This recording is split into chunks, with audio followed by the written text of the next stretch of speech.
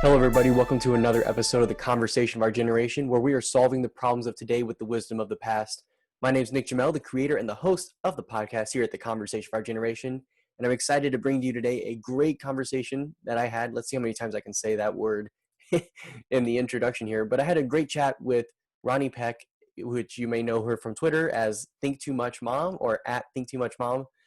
She brought a lot of great, interesting insights and we got to talk about Smiles Matter, a movement that she's heavily involved in that's recently started to really find a way to maybe be safe, not maybe, be safe about everything that's going on with the pandemic without dehumanizing people, without going overboard and really losing a lot of the liberties and values that we ought to have. We can, I think, find a balance, and Ronnie makes that argument as well. And the Smiles Matter movement does a great job of talking about that. So we're going to talk about that, talk a little bit about homeschooling, a little bit about the adjustments and the problems, and even some lessons that we can learn from previous outbreaks like the Ebola outbreak, which Ronnie studied pretty heavily due to writing a story about it. So definitely lots of great insights, really interesting interview. I learned a lot of things about her because I follow her and see some of the things that she make, arguments that she makes about liberty and things like that, but definitely learned a lot about her background and her life. That was really cool as well. So lots of interesting stuff there. And I think she just got a lot of great insights, and it was just really a fun conversation. I know I definitely enjoyed it, and it was a great way to spend my early Saturday afternoon before watching my Colts get their butts kicked in football on, about an hour later. So sadly, that did not go well this weekend, but this was a great discussion, lots of great stuff happening. So let's kick it over to my conversation with Ronnie. Hey, Ronnie, thanks for joining me today for the Conversation of Our Generation. I'm really glad to have you. All right. Hey, thanks. Yeah, I'm glad to be here too. Awesome. And so just for people in my audience who don't know who you are, could you just give them a little bit of background on, why we're talking? I know we met on Twitter basically, I don't know, probably a few months ago, and I've been back and forth tweeting, but definitely excited to talk a little bit about what you're doing. So if you want to give people an idea of who you are. Okay. I'm Ronnie. I grew up in Texas. I moved to Los Angeles after college, where I worked a little bit in the entertainment industry. Then I went back to school and got my teaching credentials. I spent some time as a studio teacher working on set with child actors. Then I started working in the online charter school world. So I started teaching from home way before that was ever a thing. Um, I did that for a while. Then I did some online teaching stuff because then I had kids. Then I started blogging. And I started writing. So I do a lot of things, and that kind of brings us to now. Yeah, that's awesome. And when you say you were teaching child actors, any big ones, or are you able to say? I'm just curious. I didn't know Well, that. because no, it's totally fine. Yes and no. I did some home tutoring of a larger name. Nice. Um, and then but when I worked on set, because I was new, I mostly worked on like commercials or indie films. So a lot of the smaller things, but there were some people that I worked with who went on to become much more well known. Hmm. So yeah, that was fun. But Gotcha. So you weren't on the set of Full House or anything. no, I I, couldn't do I that. just, I, Yeah. I'm just messing with you. Awesome. Well, so with that, I think one of the things that we wanted to talk about was your Smiles Matter movement. But I think that before we get to that, it'd be good to talk a little bit about some of the things that we've seen going on. I think in California, it's very different. I'm in Indiana here, where, since probably about Pentecost, I've been able to go to church. I've been able to do a lot of things for the most part. Sometimes they'll close down the bars for a couple of weeks and then they'll open them back up. And it just all seems very arbitrary. But I know there in California, you've been very locked down. So how's that going? What's that looking like for you and your family? It's unbelievable how long it's been since life was normal. It's hard in a way, and this is bad. It's hard to remember what normal life was like, but I used to, regularly take my kids. I have three of them. Take them out. We used to go to the library on a regular basis. We used to go to parks. We used to go to children's museums. I like every single day was taking them places. And then all of a sudden, all of those things were gone. And that was a big change because I felt as though all of this environment that I had gotten myself into, where I can interact with people and other parents, my kids can interact with other kids. It's like the world just was suddenly shut down. And even though some things have opened up again, we can go grocery shopping and you can go and say hello to someone while you're grocery shopping. It's extremely different.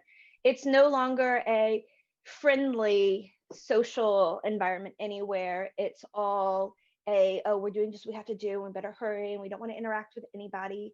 And it's been like that for a very long time. I mean, moms groups don't meet up, play groups don't meet up, homeschool co-ops don't meet up. Although I actually do have one homeschool co-op that Same. still is happening, but I don't want to talk about it too Yeah. much. But almost all the other ones it's just gone.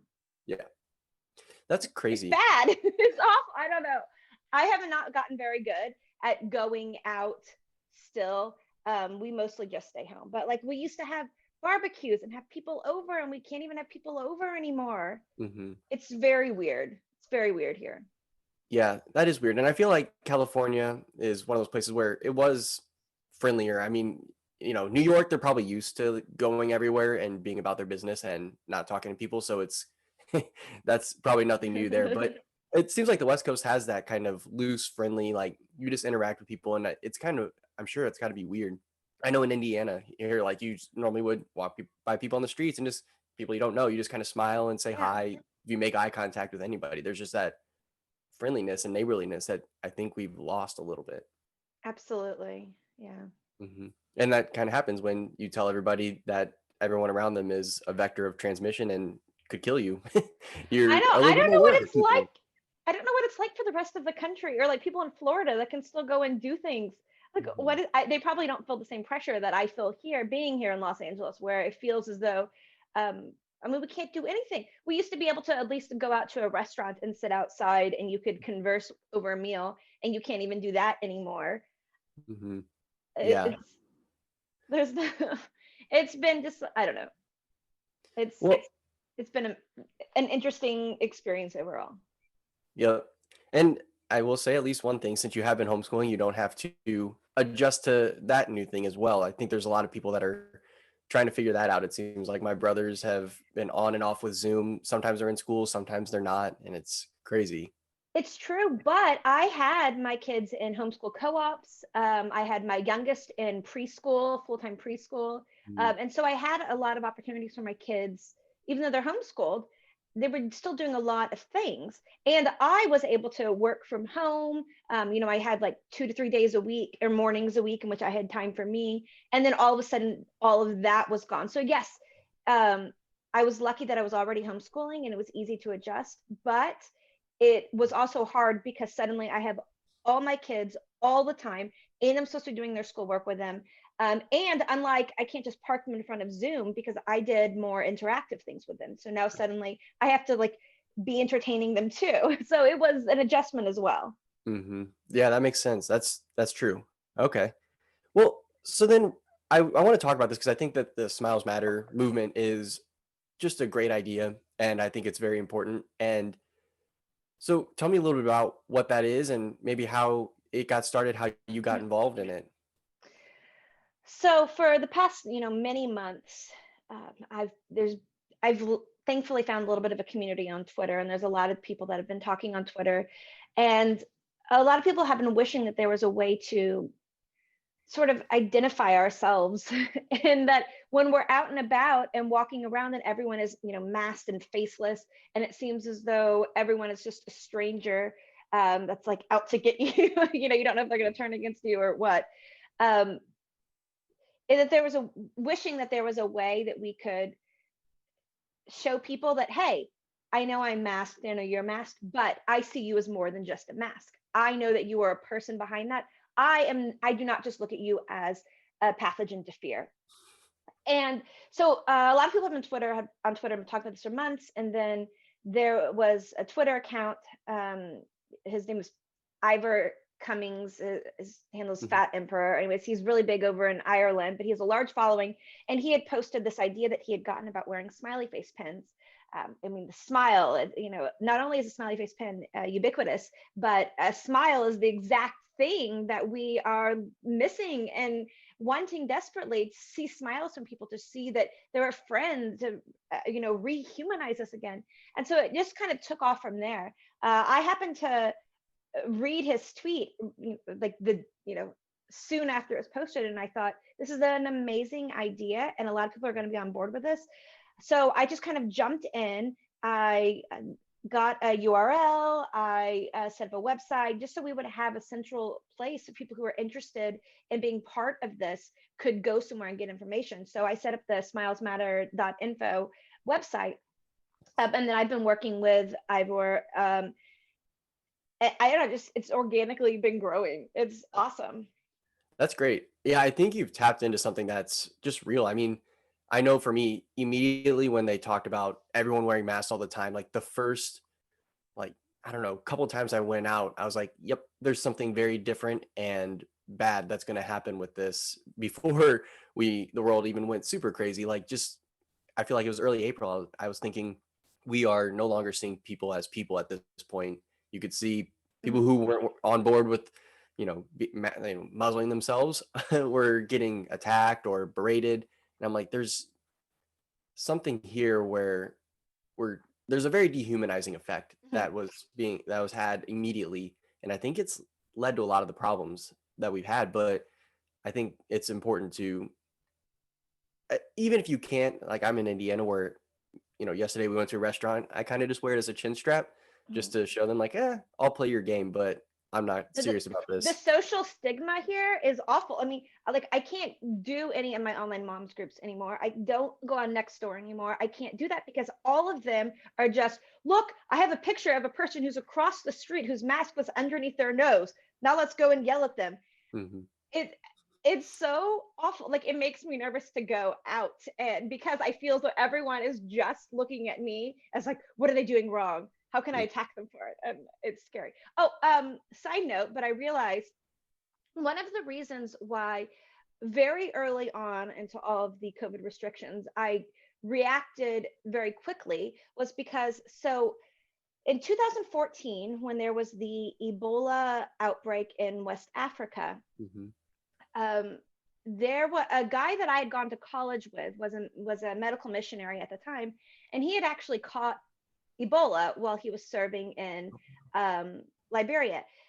He was the first American to get it. It was this whole big international news story. They flew him over to the U.S. where he got treatment. It was this big deal. So at the time when when everyone would have these Ebola fears, it was a friend of mine that was actually at the heart of this. My husband is a writer out here. We ended up getting the rights to the story, and so we wrote a script on the story of this guy who had gotten Ebola when he was working in West Africa. So at that time, I drove into all of the social ramifications in Liberia and West Africa of Ebola. And I really got to see what happens to a country and a community when they are gripped by this plague. And I got to kind of explore how how a country falls into all of that, and then also what happens afterwards. What are the ramifications? How did this destroy the social fabric of the Liberians?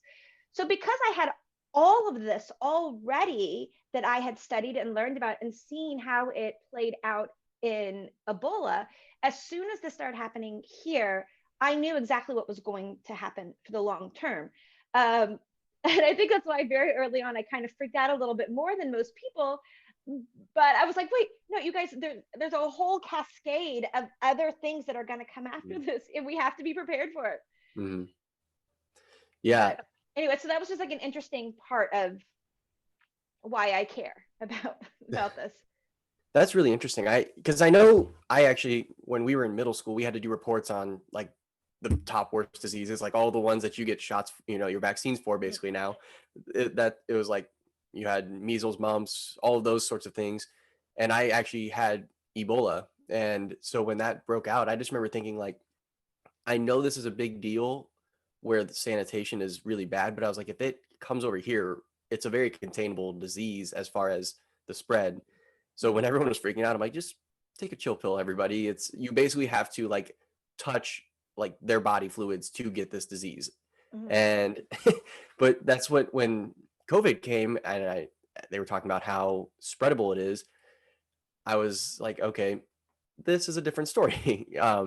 And I don't know. I feel like there was this for like as it hit and we didn't know much about COVID, I was like, okay, I will take 2 weeks or whatever it is and just chill out for a minute. It was March. I was like, great. I have 2 weeks where I'm not doing squat. I can go get my garden ready for springtime. Mhm. Like that was my thought process. And so that's what we did. And it worked out okay. But then when it just kept the goalpost kept moving and we kept Mhm. having more and more infringements, I'm like, okay, this is not founded in the data that I'm seeing. And so yeah, I just think it's people aren't acting rationally and they're just getting whipped up into a panic and Mhm. they look at Well, those anecdotes to go instead. back to the Liberian example, and because I'm very familiar with it, one thing that I thought was noteworthy is so the reason why Ebola spread so much there is because, as you're right, their culture and the way that they did things was very different. Touching, kissing, very close contact was very much part of their culture. It's how they do everything. They go to funerals, they touch the body. They're also distrustful of doctors, so it makes it hard for them to even go to a place. But even still, their hygiene and their sanitation all is very different. Mhm. So at the beginning of Ebola, when the government's coming in and the medical doctors are saying, we need to make some changes. We can't touch, only do fist bump. We should probably not have church services, or we should do this, or and they tried to set these regulations. The Liberians, they rebelled against this. They were like, no, this is our culture. This is our way of life. This brings us meaning. This is Mhm. what we live for. Taking away all of these things that tie us to our community, that tie us to our culture, that give us a meaning for our life, we're not, that would destroy us. We won't do that. And it wasn't until the government and doctors realized, what, if we really want to contain the spread, we have to work with, and we have to realize that all of these people are people and they're going to act in certain ways. They care about certain things. What can we do to contain the spread but not destroy their sense of culture? And one of the things that they really worked on doing is getting more community involvement. They started working on like at-home care kits, because a lot of families were not taking their sick family members to the hospital because they didn't want their family member to die in isolation. So they would keep them at home. Of course, when they did that, it would end up spreading everywhere else. So what they started doing is the government started giving out kits and said, okay, look, we can't force you to come to the hospital. If you're going to stay home, here is some, PPE, some gowns, some gloves, some masks. Those are the things that you can do. They set up a better system for if someone dies, here's who you can call. They will come and remove the body in a safe way so that you guys don't have to touch the body afterwards. Mhm. They started working with local, like their local medicine healers, and started working with them to provide information to the community. And I think that is so important because it's recognizing that people need a meaning in life. And Mhm. yes, different cultures and different communities have different ways that they feel that meaning and connectedness to other people, but you can't destroy that either. People do not want that. People will seek out other people. They will seek out their what they find meaning in life no matter what. And so I think that's the biggest thing for me.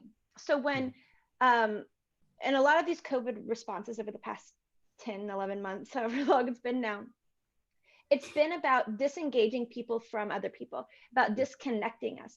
And that I feel is so much more destructive.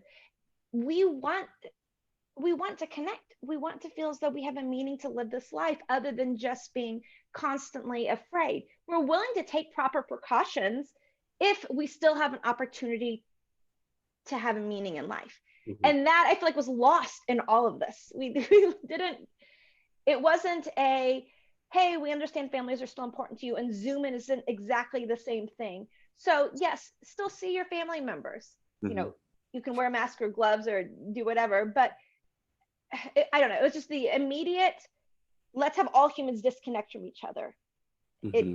It destroyed so much. Sorry, I'm just going Yeah. off of things. No, you're I'm fine. obviously passionate. No, you're fine. I think it's very real. I mean, I just think of, my family. My grandpa had lung cancer a couple years ago, got through it just fine. And, he's been a little bit cautious, but even then, he comes to our family things and hangs out with us. My grandma, like when we had Thanksgiving, we had like 40 people there. And we were like, it was like, if you're not comfortable coming, you don't have to. My older aunt who smokes a lot, she stayed home. Her kids did a little thing with her because they've been, and it's like, okay, fine. Christmas was the same way. We had Mhm. another 40 people there, and it's like, there's something that if you try to take that away, that would just ruin so many of the people in our family's year. I mean, that's something that we all look forward to. And I think even just the little things like with the Smiles Matter, you know, I just where I sit in church, there's always this family that has little kids, these little girls in front of us, and they're, probably 2 to 6.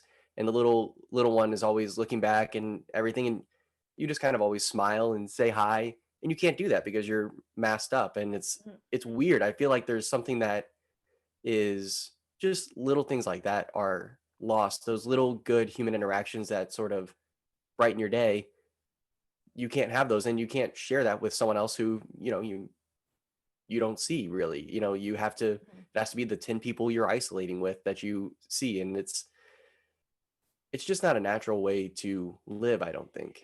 Well, there's actually some studies that I've been looking up, and I put one of them on the Smiles Matter site. But there actually is a lot to be said about it's like mirror. Hmm.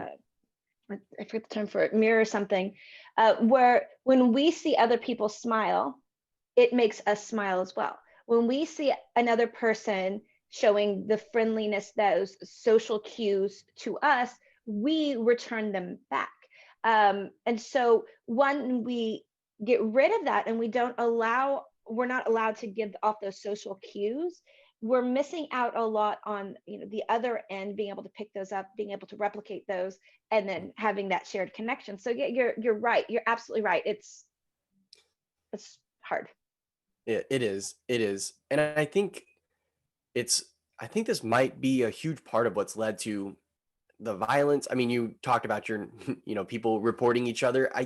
It's very quickly devolved into what I feel like early Soviet Russia was like, where you're just like ratting out people, or early Nazi Germany, where you're just ratting out where the Jews are. And it's like anyone who, doesn't wear a mask, anyone who has, I mean, you see videos of like 2 generations of people getting together, and like it's a grandparents and their kids and grandkids, and it's like 6 people, and cops are breaking up, family gatherings like that and Yeah. arresting people. It's very quickly not just, okay, you're going to do that, that's fine, I'm not going to interact with you. That's one thing. If that's how people wanted to live it, okay. If you want to be scared and hide in your hole, okay, I don't think it's the right idea, but go for it. But when you start calling the cops and getting people arrested and ratting people out, I think that's very quickly, I mean, Jordan Peterson talks about what Solzhenitsyn says, that's very quickly how totalitarian regimes come into being. Have you ever watched, or did you ever watch the show Black Mirror? No, I haven't. Okay, there's there's an episode. I can't remember which season it is. Um, but there's a soldier and he's fighting, and they're like looking for these like human mutant Mhm, creatures, and then they're like killing them all. I don't know. It's like that's mhm, the battle. But um, during the episode, one of the guys suddenly starts seeing not these. They call them roaches. mhm, This like something goes wrong with his like head equipment, and instead of seeing this roach he sees a human, like a human, a woman and a child. mhm, And so he's like, oh wait, why are my fellow soldiers trying to attack this mother? So he brings him to safety, and then the mother's like, you know what, you have all the soldiers have a mental implant mhm, that sees us as non-human. And she's like, what's wrong with yours, what happened to it? Well, later the soldier goes back, he goes to the doctor, they're like, something's wrong with this, blah blah blah. And then they like fix it or whatever, and he goes back to seeing people as these mutants. Anyways, the point of the moral is, um, when we start seeing people as non-human, it allows us to be able to not see the importance of their life. It allows us Mhm. to be able, like, it goes into more of attack mode. We don't have that empathy for them. And Mhm. so that episode has stuck out to me so much because I think about it a lot. The episode was called Man on Fire, but Mhm. yeah, that's exactly what happens when we stop seeing people as humans and we only see people as pathogens to avoid. It dehumanizes people Mhm. and it leads to this violence. So what we do is when we see people on screen rioting or doing whatever, or even just walking down the street without a mask on, it's so much easier to look at them not as people, but as, oh, that's something bad. I have to destroy that. That's not what a person looks like. That's not Mhm. that's not a human anymore. That's just germs. Mhm. And yeah, it's very easy, I think, in your mind to disconnect. And that's why I think the Smiles Matter movement is so important because we're trying to bring that back. We're trying to focus not just on germs, we're trying to focus on this is a human, this is a person. Smiles are okay, they're not a scary thing. Like we're humans again. Yep. Yeah, I think and I think the face is just the biggest thing to like when you cover up someone's face, I think that's what makes it so easy is that's where we communicate so much without knowing it. And it's where you really recognize the humanity in somebody because it's so Mhm. expressive. It's so obvious when you look at someone's face that there is, a soul there, that there's something more.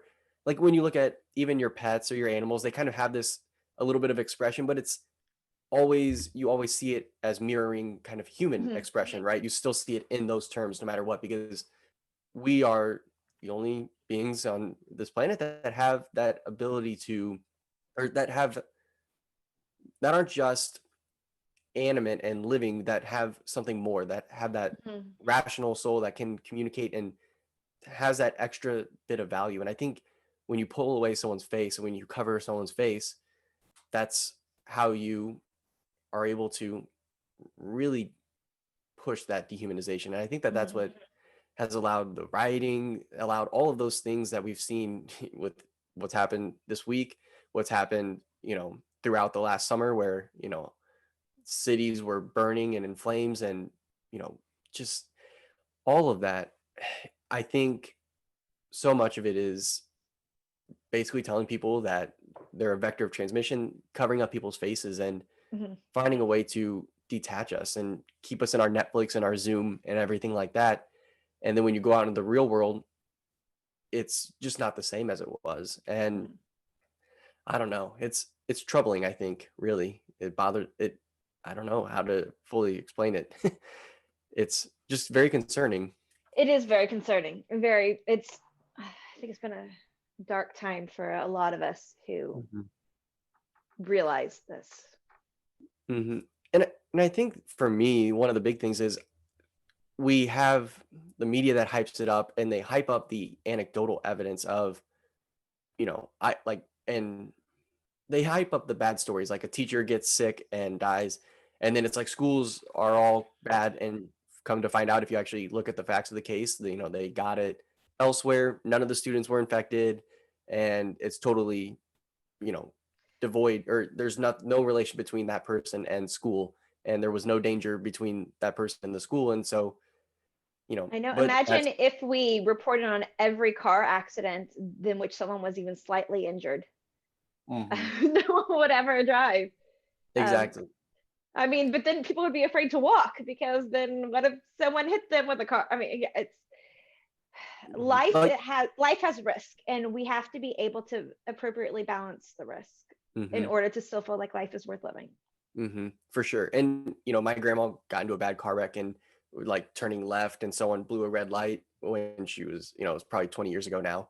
But still to this day, she has that thing in her mind, and like whenever she's turning left, she kind of waits. I mean, she's probably the person that you honk at, but Mhm. she has that, extra layer of caution there. And for us, like she's always telling us that's her one thing that you have to look for when you're driving. That's you don't have to worry about changing lanes and checking your blind spot, nothing else.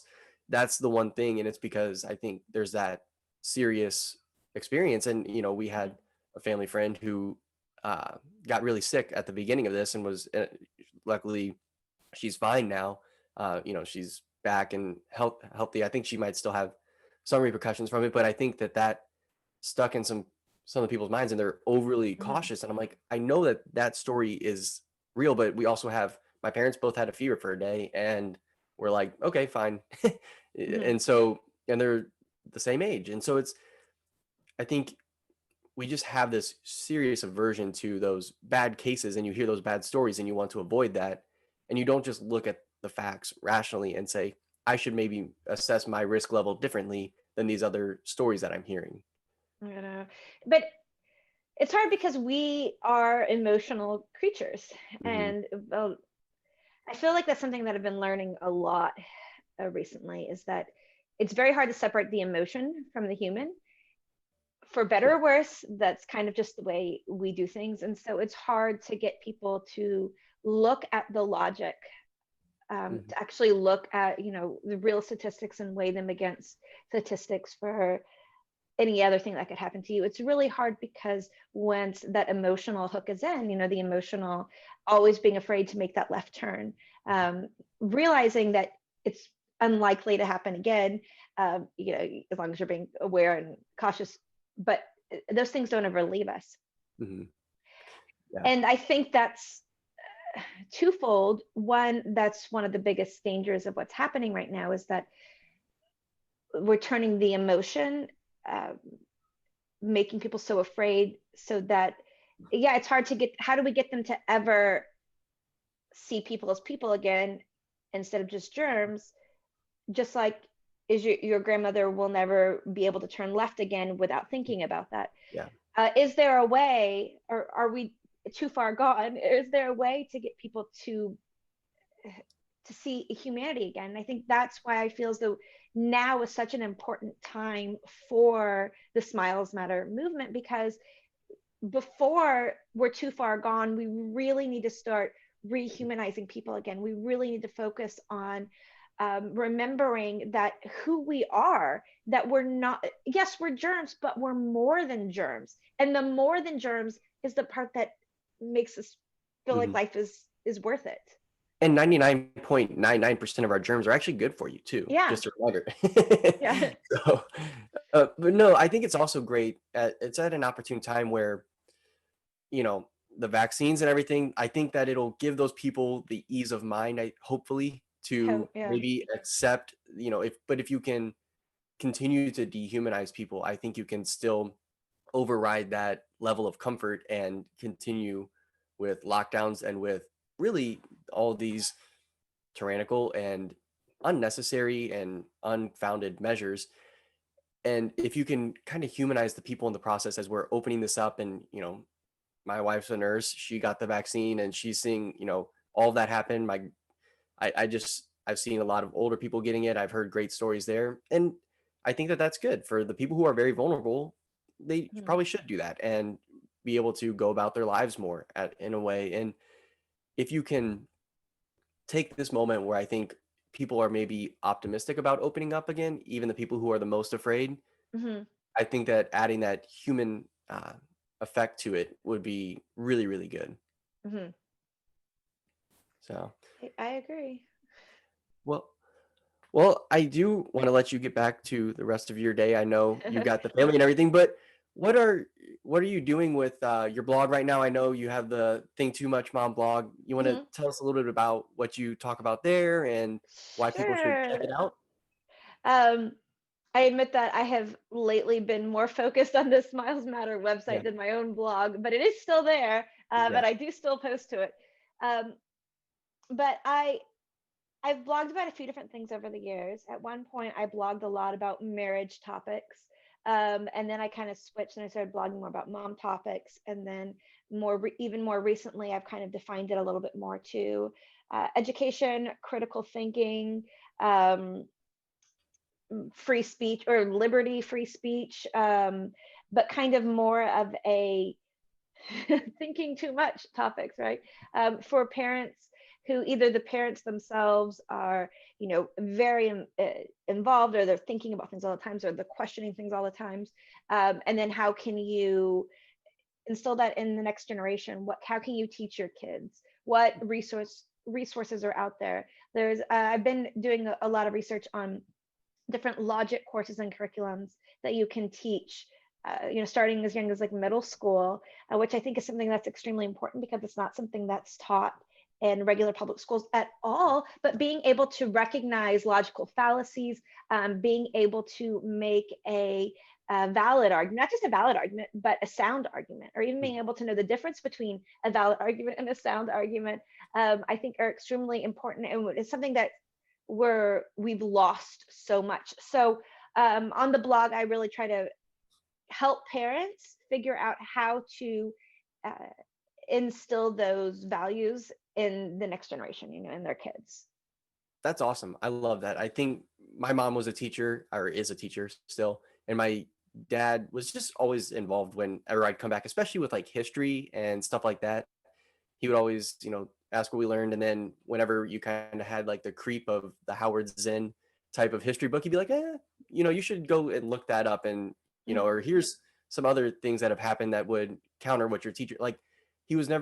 My parents were never afraid to say, yeah, your teacher might have some blind spots there and Mhm. you should question them. And I think that encouraging us to do that, I mean, my brothers and I have very heated arguments, but at the end, yeah, my wife was like, Christmas Eve dinner was very stressful for her because she's an only child and not used to that. And the entire time we're arguing about whether or not Helen Keller was a fraud and whether or not she was just faking being blind and and all this. And I'm like, you guys, you are insane right now. But How yeah, many so siblings did you have? two brothers.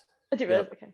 Yeah. So, and I'm the oldest, and so they always are like, I don't know, have a chip to like challenge me on things, and I'm like, guys, just leave it alone. But yeah, I think that that's definitely a good thing to have, and to be able to inculcate in your kids is to question the facts and the figures and the argument of people without questioning necessarily their authority, right? You don't want to have kids being rebellious against teachers and being buttheads about it, Mhm. but you do want them to question what they're being told, right? You don't just like if you have, at least in my opinion, the government tells me things, I don't believe them, but I'm also not going to run and charge into just like a Tim McVeigh sort of thing. Like I'm not going to take those kinds of actions because I don't think that's the right situation either. You Well, don't. because there's also social skills, and so you have to balance both the social skills of how we all work in a society, in a Mhm. community, and then also logically what's true. And so Yeah, yeah, even if you see things that your teacher is saying that are wrong, it's also teaching how to go about that without just rebelling. But how do yeah, you not believe that, but do so politely? yeah, exactly, exactly. And we don't know how to do that anymore. It's because of Twitter. And I admit that there are times in which, I get caught up in it too, but it's true. Twitter is Twitter is really great for some things, but it's also really awful for some things because we think, oh, we disagree. I don't agree with whatever this person says.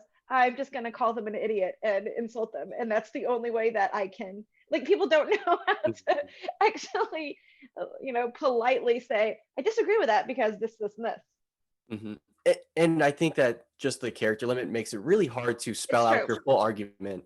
Like there's times where people will put an argument in there, and I only can the way that they thread, and you're like you miss part of the argument, and you're like, see, ha, and they're like, no, and then It it is. just gets messy, and it's hard if you have a conversation with someone. Actually, you can track the argument and say, okay, here's what I'm hearing, here's what you're saying, is that right? And you can kind of feed that back and make sure you're understanding the person. I But miss Twitter the does days not of allow for that. message boards. Message boards were, I think, honestly, the most conducive to actual conversation because you could have the threads. They were organized. You would only go to, the category you were interested in, and it was like a better back and forth conversation. Mhm. I don't know. Yeah. I think somebody should, reinvent the message boards to become cooler and hipper again. Slack memberships are free and they're a great place for something like that. I've But been Slack, thinking it's about it. hard to but Slack is hard to do like the threaded conversations. It's all just like talk, talk, talk, talk, talk, talk, talk, talk, You talk. can thread, yeah, but I think people do that, Yeah. but you can't thread them. But yeah, it Okay, is maybe I tougher. haven't spent enough time on Slack then. But Slack threads can get definitely they can rabbit hole pretty quickly. Mhm. But yeah, I think that like the Reddits and things like that have a lot of crazy stuff, but and like the 4chans of the world, Mhm. but they do provide one good in that they allow for that kind of back and forth and actual, commenting and creating those threads and everything. So yeah, Mhm. I do think that that's a good way forward for sure.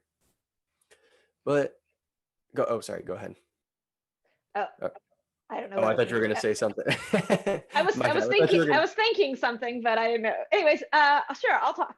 I can always talk. I think it's weird about Twitter though, is it's almost like retrained our brains. Like I Mhm. noticed for myself, once I started getting more active on Twitter, I learn in some ways it's good because I learned how to be more concise with my words because of the character count.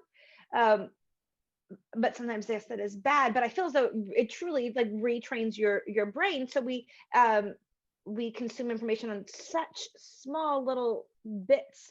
And if you give somebody more than that, they can't handle it. I mean, if you give somebody a thread of more than 10 tweets, they're like, this is too long of a thread. And I'm Um, guilty of that myself. yeah, I get to three. I'm like, all right, next one. I don't know how to fix that either. And I do It's listen to hard. podcasts. I do listen to podcasts and I'll read books, but like when it's on like my phone on Twitter, I'm just like, I can't read a book on Twitter. Sorry. Yeah. That's not what I'm here for. I'm here Yeah. for good memes and quick thoughts. Yeah. But yeah. Well, do you want to tell us a little bit more about where we can find Smiles Matter, where we can find your blog and make sure that, and I'll be linking everything like Sure. that up in the show notes, but shout out Twitter handles and everything like that for sure. Sure. Well, so Smiles Matter, the website is smilesmatter.info Mhm. because that was the available URL. Plus, it's information. So Mhm. it worked out well. On social media, all across social media, I've been using the handle Smiles Matter 2, TOO, as in Mhm. they also matter. Right now, I'm on Twitter mostly, Instagram. I just signed up for Parler, and last night I signed up for Gab. I don't think I have any followers on Gab yet, but I literally just signed up last night to, Mhm. diversifying, trying out different channels. Oh, I did sign up on Facebook, but I hate Facebook and I'm never on Facebook. So it is just like a dummy account that exists there. It's like a placeholder. Um, but yeah, so all across social media, you can find Smiles Matter too, Mhm. and the website is smilesmatter.info. For my personal mom blog, that's meant more for parents, Think Too Mhm. Much Mom, it's at thinktoomuchmom.com. And on social media, it's Think Too Much Mom Mhm. on Twitter, Instagram, Everything. Pinterest, everything. I don't know, look for it. Nice. That's like Awesome. what we do now, right? On social media, we're like, oh, let's just sign up for all the different ones. Yeah, exactly. And my name's too for the conversation for our generation. It's too long for all of them. So yeah, I So have to yeah, change con it. of Arjun. Yep, yep. And so I have to do that for some. Sometimes I can use the full thing, but it just depends. But if anyone is on Facebook, definitely let Ronnie know, and you can maybe manage the Facebook account for. Actually, that is a really great suggestion. Yes. If anyone would like to help me admin, especially someplace like Facebook, which I never go to, that would be fantastic. Hmm. Yep, my Facebook page gets very highly neglected. I will Mhm. admit, I post there, but I am not on Facebook. But yeah, well, awesome. I appreciate you coming on. Thanks for talking and sharing. And I think hopefully there was a lot of great insights for everyone on here. So thank you so much, Ronnie. Yeah, thanks for having me. This was fun. Yeah, you bet. Awesome. Hey everyone, thanks for checking out this conversation with Ronnie, aka the Think Too Much Mom. So all of those links that she talked about are in the show notes. You can check that out. You can find her on Twitter at Think Too Much Mom, or if you look for hashtag Smiles Matter or at Smiles Matter 2, you can check that stuff out and follow them. I definitely recommend you give them a follow and share and see if you can get your smiley face pin as well. And then lastly, I just want to remind you that if you're listening to this and enjoying it, please subscribe. It's really helps me out to get when you subscribe, leave a good rating and review or reply to this on YouTube. All of those things really help with algorithms, etc., and getting more people involved in the conversation. And then lastly, if you check out locals with or it's at our locals, but if you go to my locals community, it'll be linked up in the show notes here. It's just if you search community or conversation for our generation and locals, it should pop up as well if you just search it wherever and follow me there. I'm going to be moving stuff over. You don't have to actually subscribe. You can kind of like Patreon, you can follow for free and check stuff out, but then there's going to be extra stuff. For instance, being able to watch the full interviews, getting access to interviews and book reviews early, and maybe even some more extra discussion things like reaching out, seeing what would be a good topic to talk about, and answering some extra questions, maybe get some more opportunities for people there to, subscribers to have mailbag questions and have more mailbag episodes, things like that. So definitely check that out and follow me there. Grab my book on Amazon, Property Rights in the Digital Age. I really think it's an important conversation to be having, and I think that my book does a good job of getting that conversation going and providing some insights into the problem and some potential solutions and places where I don't know the exact solution, but I know where to look, and pointing people in that direction as well. And then lastly, as always, follow me on Twitter, Facebook, and just share the conversation. If you enjoy this and you like it, leaving me some feedback would help. But if you have bad feedback, definitely still let me know on Twitter, DM me, let me know what I can do to improve or what I'm doing right, because I try to respond to what people say and take that criticism with a grain of salt, but also take it to heart and make sure that what I'm doing is getting better and providing better value for everybody else. So definitely check out all that, and thank you for listening to this episode of The Conversation of Our Generation. Let's get the dialogue going. I'll talk to you next time.